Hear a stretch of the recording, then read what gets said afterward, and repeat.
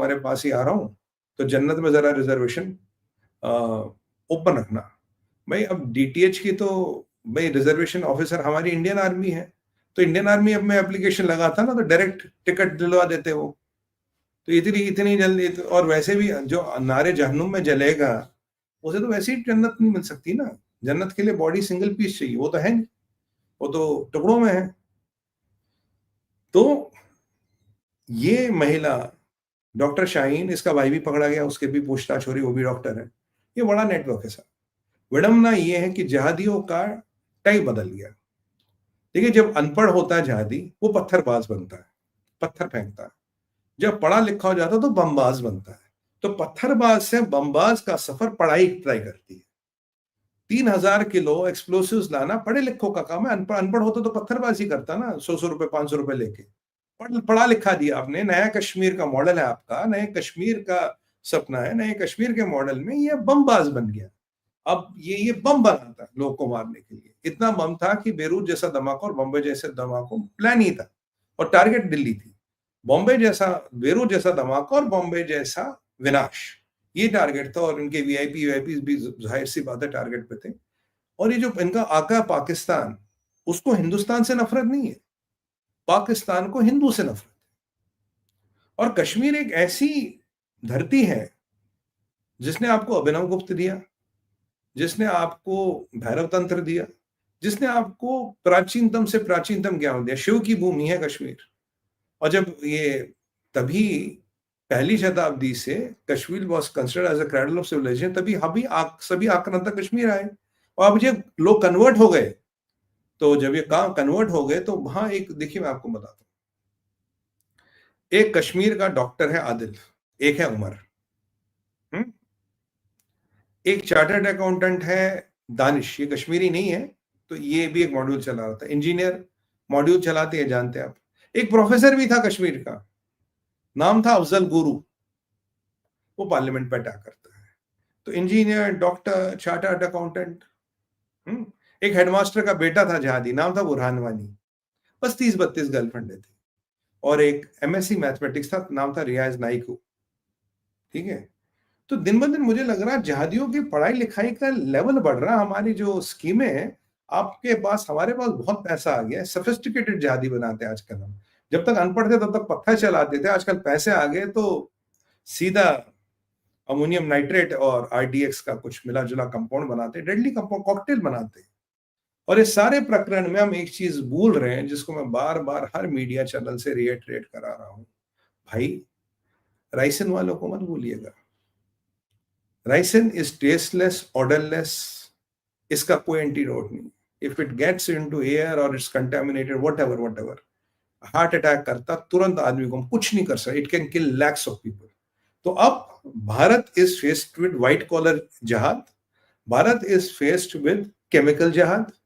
और भारत का national security document बिल्कुल क्लियर है, अगर हम पे केमिकल वेपन अटैक हुआ, वी हैव अ विकल्प टू यूज न्यूक्लियर वेपन्स। तो मुझे लगता है कि वो न्यूक्लियर वेपन्स हैं, जरा उनको थोड़ा दुरुस्त किया जाए, क्योंकि केमिकल अटैक होते होते गुजरात एटीएस ने बचाया। सल्यूट।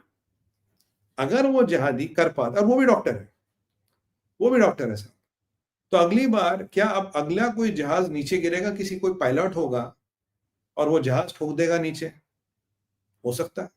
अगर डॉक्टर बम बना सकता तो पायलट, आप जहाज में बैठिए, नाम XYZ होगा, पता लगा जहाज ही रास्ते में ठोक दिया नीचे। क्या करना है? कुछ भी नहीं करना। एक नए तरह के जहाज को हम फेस कर रहे हैं, क्योंकि ये जो इनका हिजड़ा मुल्क है पाकिस्तान, उसको तो ये पता है कि उन सुअर के बच्चों को ये तो पता है कि हिंदुस्तान से लड़ नहीं सकते वो। उन नजिसों को ये तो पता है कि उनके घर में घुस के उनकी खाल खींच के भूसा भरेंगे। अब इन किराए के जहादियों को और इन रेडिकलाइज जहादियों को हमारे अगेंस्ट यूज करते हैं। मैंने आपको बोला, जहाद की दुनिया में पढ़ाई लिखाई का कोई मतलब नहीं है। जो लोग आप मुझे 2018 से टीवी पे देख रहे हैं, मैं हमेशा एक बात करता था, हाफिज सैयद, सलाउद्दीन या अमन अल जवेरी में कोई फर्क नहीं। अमन अल जवेरी डॉक्टर नहीं था क्या? उसका बाप भी डॉक्टर था और उसका दादा प्रोफेसर था। उसामा बिन लादेन दुनिया का सबसे बड़ा जिहादी इंजीनियर था। तो अगर आपको लगता है पढ़ाई लिखाई से जहाद खत्म होगा, पढ़ाई लिखाई से मानसिकता बदलती, नहीं, वो और कॉम्प्लिकेटेड जिहादी बनता, वो और सटीक जिहादी बनता। ओसामा बिन लादेन इंजीनियर था, उसने कहा कि बिल्डिंग है, यहाँ ठोको, यहाँ लोड होता है बिल्डिंग का, यहाँ ठोकोगे, वो वीडियो आता है, इट विल हिट, इससे पूरी बिल्डिंग गिरेगी। तो उसकी इंजीनियरिंग की डिग्री आई उसको गिराने के लिए। एमन अल जवेरी भी डॉक्टर था, एमन अल जवेरी भी डॉक्टर था, और ये डॉक्टर उमर भी डॉक्टर था, डॉक्टर आदिल, डॉक्टर शाहीन भी डॉक्टर थे। और हमारा कुछ मीडिया आज कह रहा कि नहीं नहीं, ये शाहीन को तो भाई यूरोप जाना था, कुछ इसका एक्स हस्बैंड ने ये कर दिया। अबे भैया, ऐसी राम की कहानियां, सॉरी भगवान राम का नाम नहीं लेना चाहिए, ऐसी गलीज कहानियां लिखना बंद करो, इंटेलेक्चुअल पावर फायर देना बंद करो। ऐसे जिहादियों को तो they should face the firing squad. अगर मेरा बस चले, ऐसे जिहादियों को I make them face the firing squad with TV broadcast. क्योंकि ऐसे लोगों का जो मास मर्डरर्स हो, उनके लिए समाज में, देश में कोई जगह नहीं है। उनको, आपको उनके खूरों के पास जल्द से जल्द भेजना। अब डॉक्टर शाहीन को क्या मिलेगा वो तो मुझे नहीं पता, महिला है, बाकी को तो हूरें मिलेंगी, उन्हें क्या मिलेगा जन्नत में मुझे नहीं पता भाई, किसी को पता हो तो बता देना। तो ये एक नया तरह का डेडली जिहाद हम फेस कर रहे हैं, जहां पढ़ा लिखा जिहादी बहुत बड़ी समस्या बढ़ रहा है, और इनके स्लीपर सेल्स पूरे भारत में फैले हुए हैं। मैं कह रहा हूं, एक हिंदी में कहावत है, सस्ते में छूट गए, एक हिंदी में कहावत है, फ्री में छूट गए। आप after losing even precious 12-13 lifes, हम तब भी फ्री में छूटे हैं। जिस लेवल की तैयारी थी, जिस लेवल की व्यवस्था थी, साहब ये शमशान बना देते हैं। कितनों का खून गिरता मुझे नहीं पता, और कई बार लगता है ना खून, हम यार, हम तो बहुत दूर है, हमारा अपना कोई नहीं मरेगा। मैं अपने एक रिश्तेदार के यहाँ गया, बहुत करीबी रिश्तेदार है मेरा, बहुत करीब। उसके यहाँ मंदिर में एक पुजारी जी है, मंदिर है, सोसाइटी में पुजारी जी है। तो मुझे पता लगा उन पुजारी जी का भाई, सगा भाई, परसों दिल्ली में मारा गया। ओम शांति। उन पुजारी जी को जब भी जाता हूँ नमस्ते करता हूँ, मुझे तिलक लगाते हैं, कलावा बांधते हैं, ऐसे संबंध है। उन्हीं व्यक्ति का सगा भाई परसों खत्म हो गया दिल्ली में। अब मुझे बताइए, उस आदमी का मरना जरूरी था क्या? या हिंदुओं का खून इतना सस्ता है कि गटर में बहाएंगे?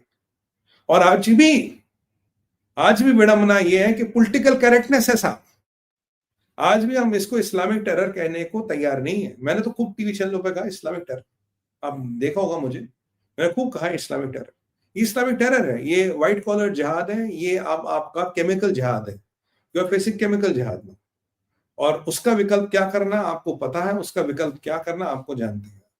और अभी भी और ऐसी सी रेवलेशंस आ रही है कि अभी मेरे को अभी वो कंफर्मेशन नहीं है, अभी मतलब कोई एक आध रेवलेशन कहीं से आता, उस पर हम नहीं ज्यादा बात करते। अगर 3-4 जगह से आने लगी तो we start talking about revelations are such, it will shatter your imagination. आपके और हमारे दिमाग के परखच्चे उड़ जाएंगे। किस लेवल की प्लानिंग है, लोकल सपोर्ट है, पैसा कहां से आया, पता लगाओ मिडिल ईस्ट का पैसा कहां कहां जा रहा है। आप मुझे देख रहे हैं, मैंने हमेशा एक बात कही है, मिडिल ईस्ट का पैसा मुस्लिम गैटोज में मत लगाओ, मत लगाओ मिडिल ईस्ट का पैसा मुस्लिम गैटोज में। कहा था नहीं कहा था, आप बताइए आज मुझे। ये नहीं कि जब कहते ना, जब वो बैती गंगा में हाथ धो रहा हूं, आप बताइए था, कहा था मैं, didn't I raise objection on this?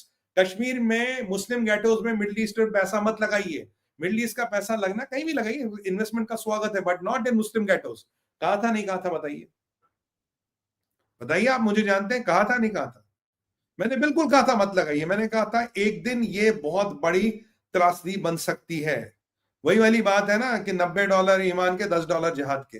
बिल्कुल मैंने गवर्नमेंट ऑफ इंडिया को वार्न किया था, और बिल्कुल क्लियरली किया था कि it will become problem. You not understand Kashmir, you don't understand this Kashmiri Muslim mentality which is highly camouflaged, which is highly, which is highly this, क्या कहते हैं ना, वो बेवकूफ बनाने की पूरी प्रक्रिया उन्हें आती है। और ये हथियार उनके लिए चला है, 75 साल से डिलीवरी दे रहा है। डोंट थिंक कि वो आज XYZ कोई भी जाएगा, उसको जो जाएगा उसको यही इंप्रेशन देंगे, जनाब हम तो सुधर गए, हम तो बदल गए। पर नहीं सुधरते, नहीं बदलते, ये काम वहीं चलता है। उसी जगह पे J&K पुलिस भी है जिसमें मुस्लिम है, वो देश के लिए काम करते हैं। सारे मुसलमान ऐसे नहीं, पर ये जो साउथ कश्मीर वाला बेल्ट है, ये जो वहां कुछ लोग हैं, ये बिल्कुल वैसे ही वाले लोग हैं, इनकी मानसिकता वैसी है।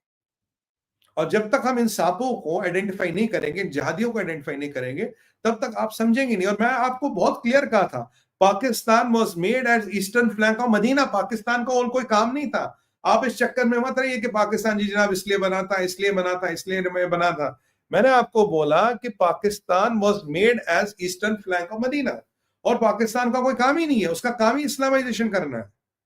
और आज भी विडंबना ये है मेरे भाइयों, आईएसपीआर के एजेंटों को हमारा मेन स्ट्रीम मीडिया तमाशा करने के लिए बिना बुढ़ा बिठाता है।